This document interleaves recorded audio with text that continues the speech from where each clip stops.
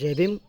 అక్క మాయావతి గారి నాయకత్వాన్ని బలపరుస్తూ నైతిక, రాజకీయ, సాంఘిక నుడికారాల ప్రకటనల వాగ్దానాల వెనుక ఏదో ఒక వర్గం యొక్క ప్రయోజనం వెదకాడడం, వాళ్ళు నేర్చుకున్నటువంటి ఎల్లప్పుడూ వాళ్లకు ఆధిపత్య వర్గాలకు, ఆధిపత్య పార్టీలకు, బడుగు బలహీన వర్గాలు గురవుతూనే ఉంటారు.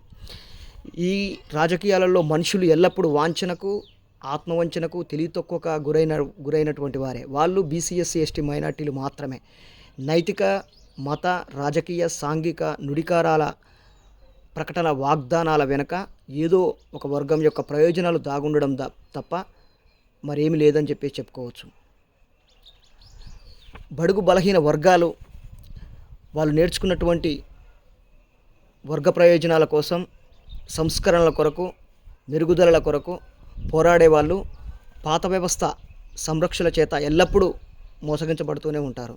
ప్రతి పాత సంస్థ ఎంతో కొంత కిరాతకంగా కుళ్ళిపోయినదిగా కనిపించినా దాన్ని పాలక వర్గాల చేత, ఆధిపత్య వర్గ పార్టీలు బీజేపీ కానీ, కాంగ్రెస్ కానీ, సిపిఎం, సిపిఐ కానీ, ప్రాంతీయ పార్టీలు కానీ ఎనీబడి వాళ్ళు ఏదో ఒక రూపంలో వాళ్ళ యొక్క శక్తుల చేత నడిపింపబడుతూనే ఉంటుంది.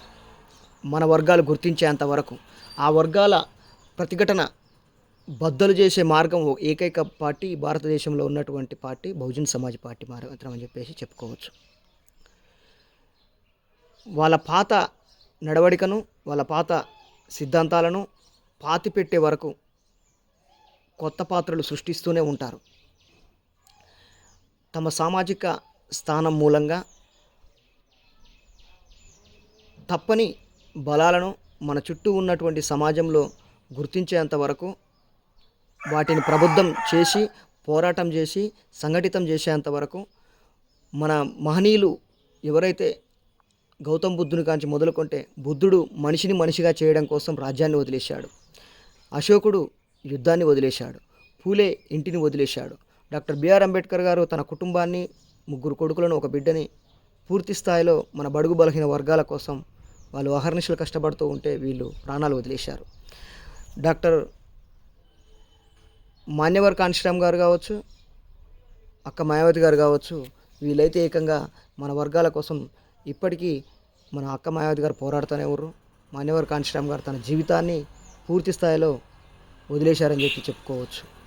కాబట్టి ఈ దేశంలో మూలవాసులకు, ఈ దేశంలో ప్రతి ఒక్క అణచబడినటువంటి వర్గాలకు బహుజన్ సమాజ్ పార్టీ దిక్కు దిశ అని చెప్పేసి ముక్తకంఠంతో తెలియజేసుకుంటున్నాను.